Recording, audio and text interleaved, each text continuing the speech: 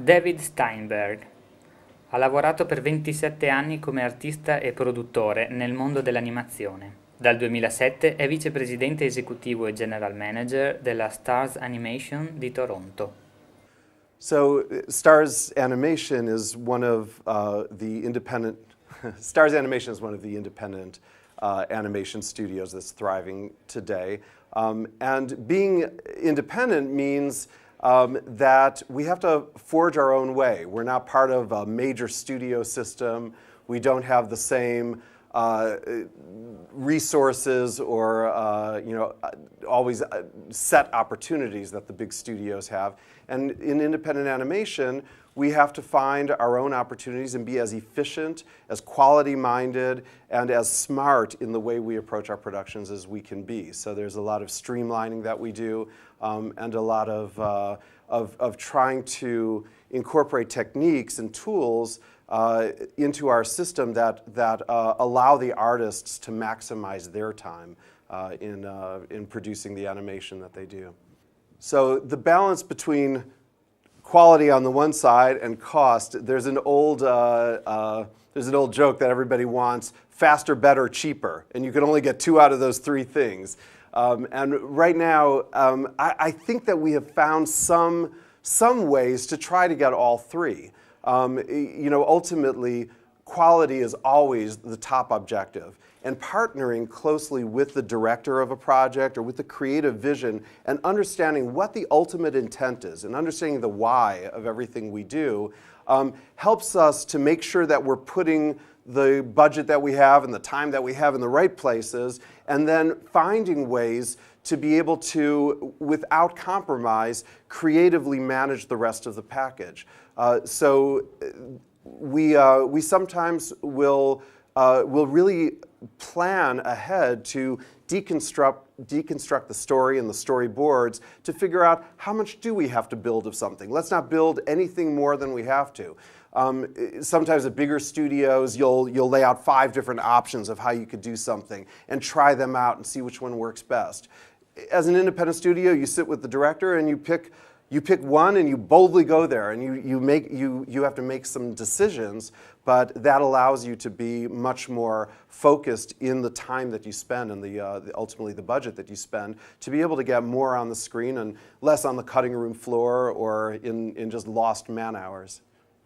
Probably the most important thing to remember when you're making children's entertainment is the children, is remembering who you're making it for. There is a temptation when you're producing animation and you're caught in the art of it and the frame by frame finessing of a piece to lose focus on the whole and lose focus on the audience and lose focus on what is it that the person you're showing it to, the 5-year-old or the 10-year-old or the sometimes 40-year-old, but knowing what it is that they're going to find entertaining, where you want their eye to be looking. And that is actually, in a way, part of the balancing act also of getting the most on screen for your money is knowing what's important to your audience and being able to guide your creative efforts towards that.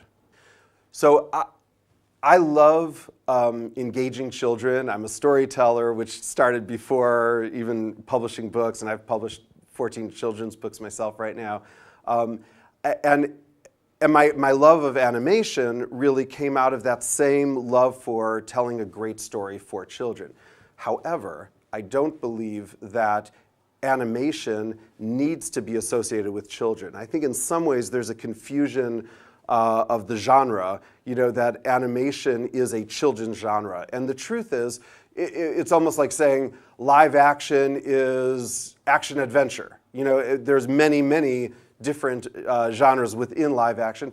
And I think there's a lot of room within animation to make films not just for children, but for people of different interests and age groups, men, women, grown-ups, children. Some of the best films that are out there in animation, of course, appeal very widely. The Incredibles is a film that I think you can enjoy as much when you're 5 or when you're 50 because it's got so many great elements in it that play to all ages.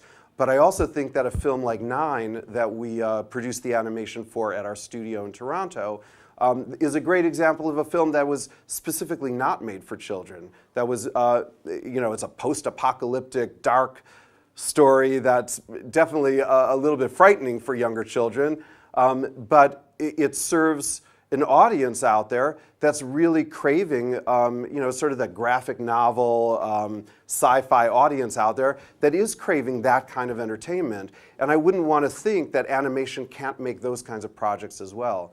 And within independent animation, to me, part of the great opportunity is by keeping the costs smaller and more contained, by keeping more flexibility in terms of our style and our pipeline, we have the opportunity also to embrace visionaries and filmmakers who have different stories to tell and different images that they want to put on the screen.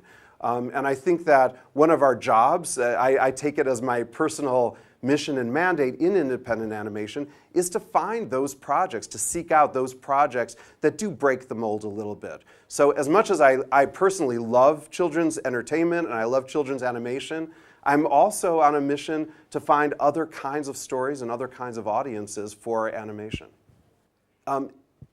The Canadian landscape, the filmmaking landscape, has been very, very rich with animation for a number of reasons. The National Film Board, the NFB in Canada, for many decades, has been providing independent animation artists to be able to make short films for the festival circuit, and has really promoted animation and art in a way that the U.S. Government or many other governments did not do in the same way.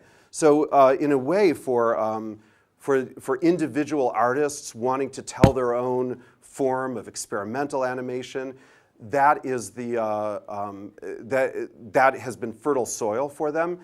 On top of that, Canada has also been, for many U.S. companies over the years, probably more so when the U.S. dollar was worth much more than the Canadian dollar. Now they've evened up a bit. But for many years, it was seen as an outsourced facility for much of the work that was too expensive to do in the United States. So as a result, a lot of animation was done in Canada for United States-based companies. And at the advent of digital animation in the middle 1980s, there were a lot of little mom and pop shops, a lot of very small boutique animation houses that embraced digital technology and that jumped in and made all kinds of commercials, visual effects, TV series work as that became more prominent. And the studio that I work for, Starz Animation, originally was one of those smaller shops that then over time, over many decades, grew up, grew its pipeline, got bought by one corporation and then another corporation, and became a much bigger entity.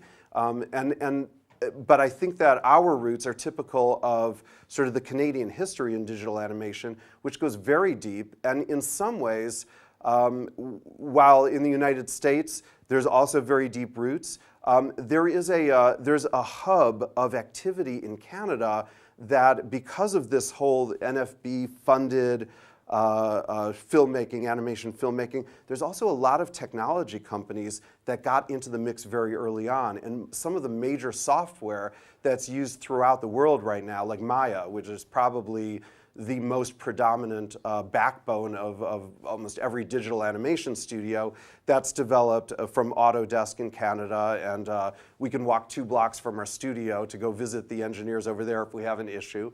There are several other companies. One of my colleagues who traveled here with me, Richard Hamel from Side Effects Software, that makes Houdini, are from Canada, and we also have several other products. Fusion, which is our compositing software, also comes out of the Canadian landscape. So there's so much activity also in terms of the technology and the synthesizing of that technology with the artists who are there.